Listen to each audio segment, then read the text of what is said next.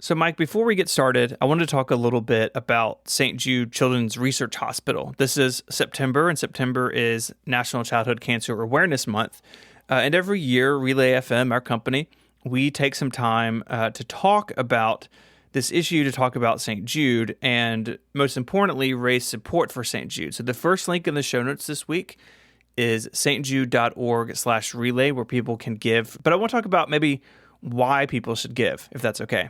Please. Childhood cancer is something that no family should have to deal with. And unfortunately, I and my wife, we are one of those families who have had to go through it with our oldest son. And every year there are thousands of families like ours kind of thrown into this world, probably way more than you think. Actually, childhood cancer remains the leading cause of death by disease for children under the age of 15. And St. Jude believes in a world, wants to live in a world where that isn't true. And as now the father of a cancer survivor, we've been really blessed by the work of St. Jude, that our son is here and doing well. And what's really cool about this is not only did he receive the best cancer treatment in the world, this is the best cancer hospital and research institution for children anywhere on the globe, but we didn't pay for his treatment. And we've been a St. Jude family now for 11 and a half years with chemotherapy and multiple surgeries and countless scans and food and travel. All of this stuff is paid for us. And I can tell you, when we were entering into that, thinking about how we were going to pay for it was the last thing on my mind. It was in my mind somewhere, just thinking like, oh my gosh, like, what are we going to do? You know, I was working as like a Mac consultant, and it would have ruined us financially. But St. Jude steps into that gap, and because of donations by people like you and me and our listeners, can pay for all of this treatment and care that these families receive so those parents can focus on their children. And man, I got to tell you, as a recipient of that, it is simply unbelievable. So if you want to join this fight, join our support of St. Jude, go to stjude.org/relay.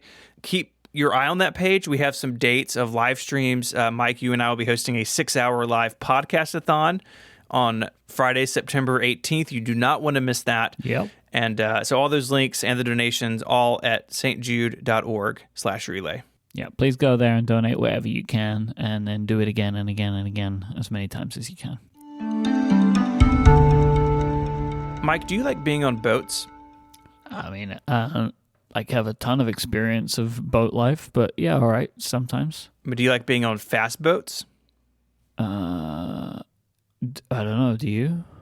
I got to say, most of the times I've been on a boat, it's been to fish, so those aren't very fast. One time I went on a ski boat, and I tried skiing. I was in middle school, maybe early high school, and I crashed and burned. So I don't really know either. But I think we should resolve this by the podcast buying a boat, the SS Ungeniused. All right. I mean, I just had to look up what a ski boat was, Mm-hmm. so we shouldn't get one of those. I've never heard of that before.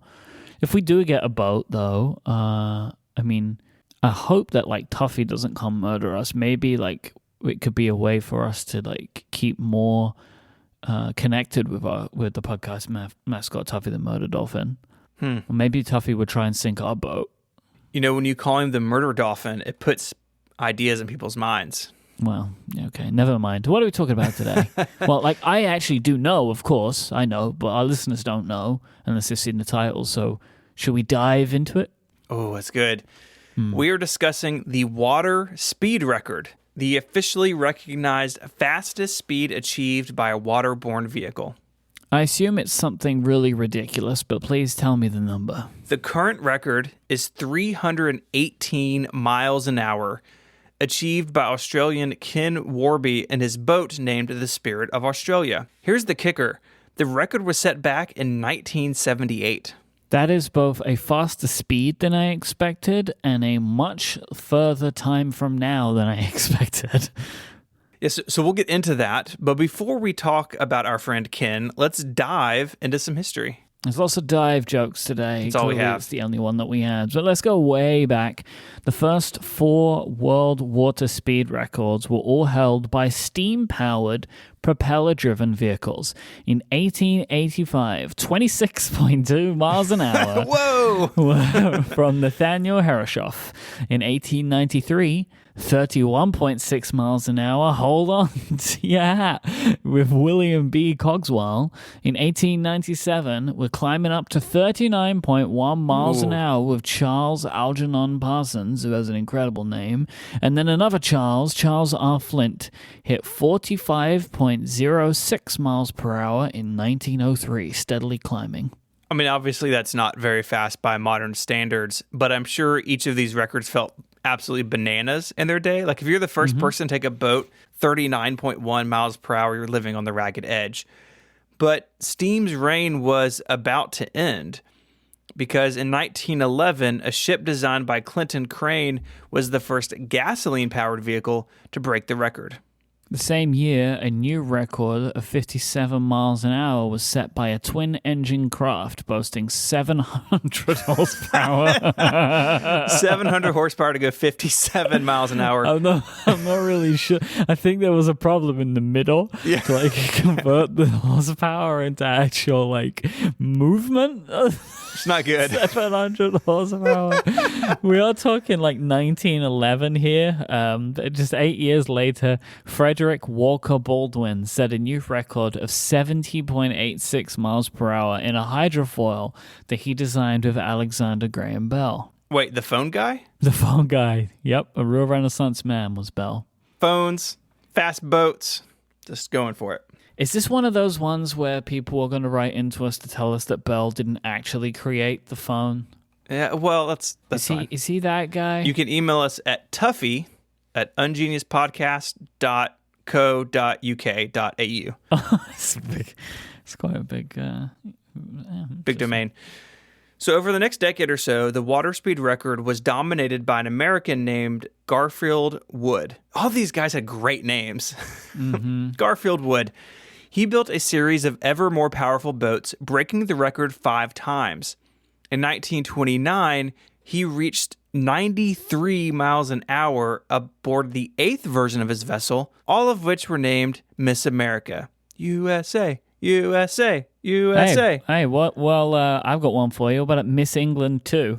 This feels like a joke, but no, this is true. Miss England 2, with the racing driver Sir Henry Seagrave at the helm, reached a new record of 98.8 miles an hour. Sadly, he didn't get to enjoy his time at the top as he went out for another run immediately after breaking the record and was killed in the attempt. Seagrave. Oh, no.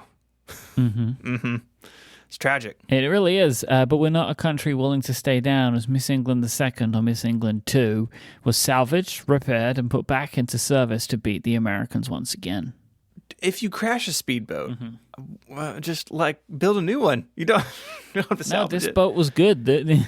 I guess so. The boat was fast. You scrape all the racing driver out of it, it's good to go again. Oh my God, what is wrong with you? I should interject here. You're interjecting into yourself? What are you doing? I'm trying to cover up my bad comment.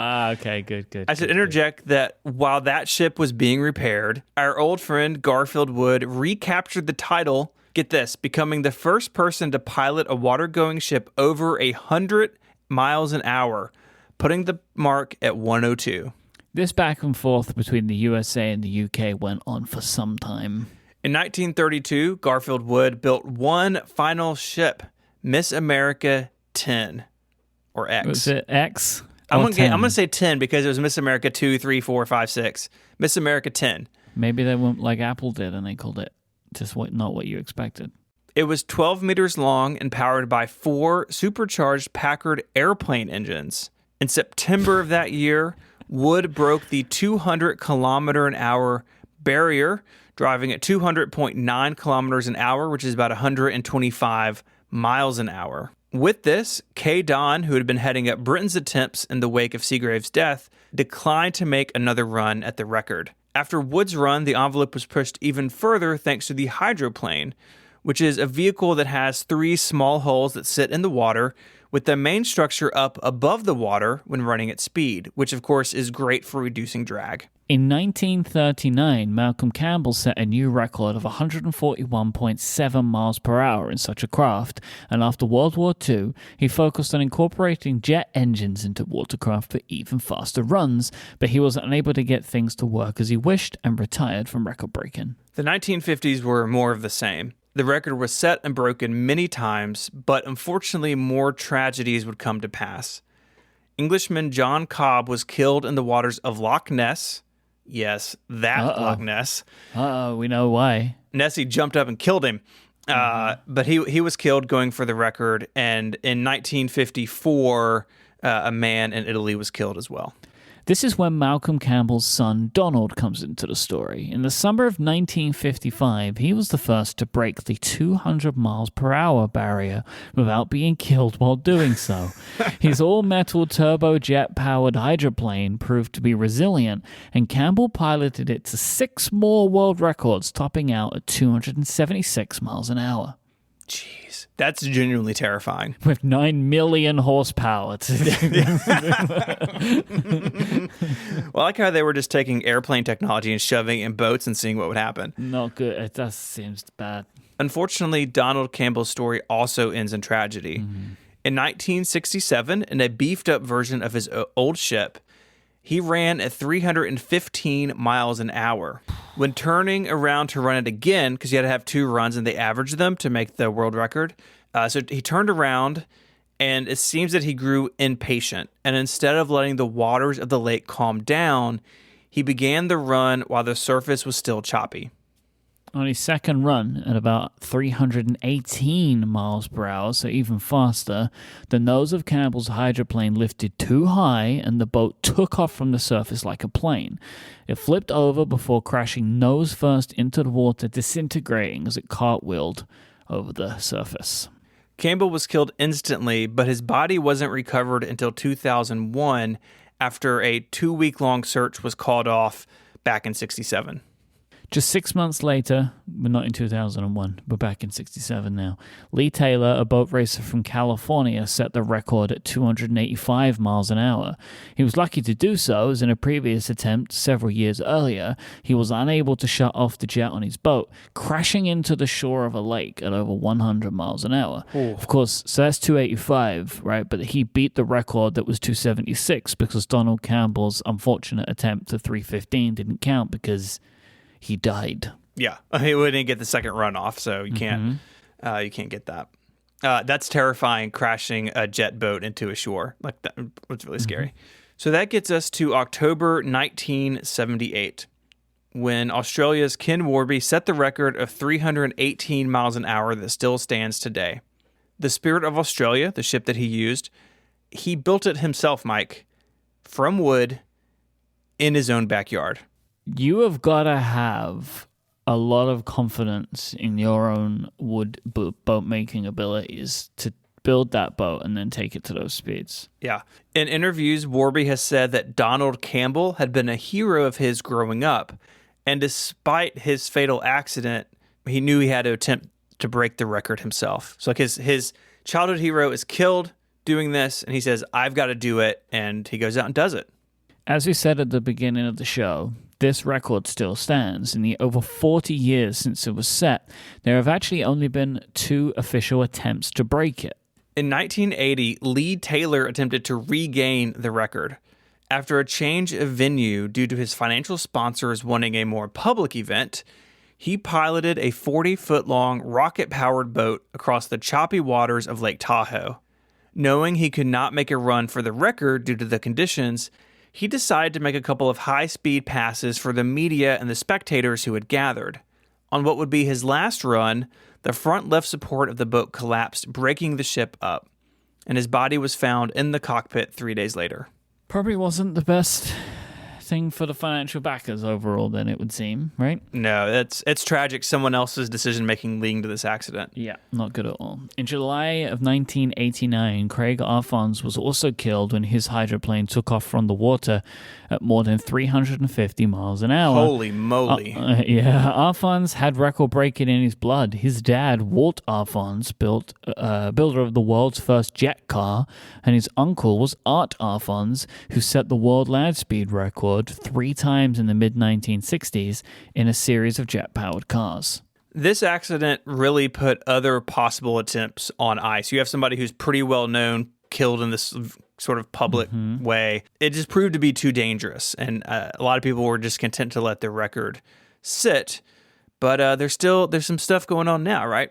So there are various people who have built ships, various people who have made plans for record-breaking runs. Like here in England, the team is developing a ship named Quicksilver, and Ken Warby worked with his son on more than one jet-powered boat, and as of the fall of 2019, they've reached 252 miles an hour in a series of test runs.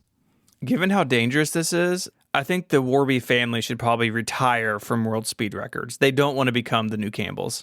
That's pretty solid advice. It does seem like that there aren't a lot of attempts because it just feels like around that 300 mile an hour mark, you really run that risk because of the engines that they're using, the boats turning into planes, and when that happens, all hell breaks loose, right? So it's now we've gotten to the end of this story. It's not so surprising that the record was set so long ago. I'd like to thank Caesar for suggesting this topic. Interesting, tragic, perfect for an Ungenius episode. For your kind of Ungenius episode, anyway. If you have a topic you would like to submit, a couple ways you can do that. You can go to our website, relay.fm/ungenius/112. There you'll find the links to the stuff we spoke about, and there's an email link there where you can send us topic suggestions. You can also do so on Twitter. The show is at Ungeniused. You can find Mike there as IMYKE, and you can find me online at ISMH. We would love your support for St. Jude Children's Research Hospital this month. To learn more and to donate today, go to stjude.org/relay. And until our next boat ride, Mike, say goodbye. Cheerio. Bye, y'all.